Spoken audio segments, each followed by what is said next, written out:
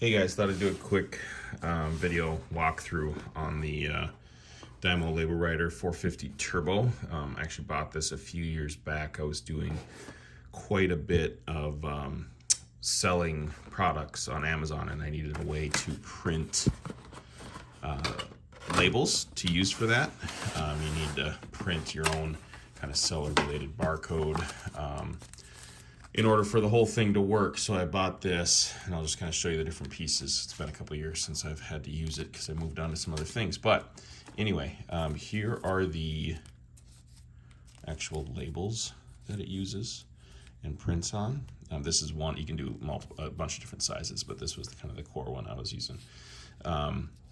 And it's a thermal printer, so you never need to like refill ink or anything. It just essentially burns the label onto the or burns the graphic, in my case the barcode, onto the label. So never need to refill ink or anything, and it prints extremely quickly. Like you could print for sure multiple labels, definitely more than one label per second.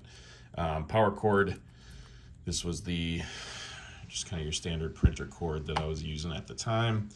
And then the unit itself, which I have in the bubble wrap here, sits like that on the desk. You see, you can open up. This is actually stamps.com, actual stamps labels. Now that I open this, I remember I was using those as well.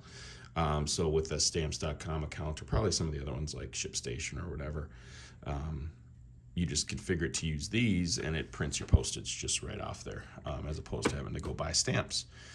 So a couple different uses that I had used it for that I'm remembering as I go through here, but they're extremely slick with the software. There's a lot of different software out there, depending on what your use case is, that make it super easy to print anything label related with these. So definitely recommend any of the DYMOs, but I went with the 450 Turbo. I can actually, you can print, you can see all the different sizes of labels you can use in this.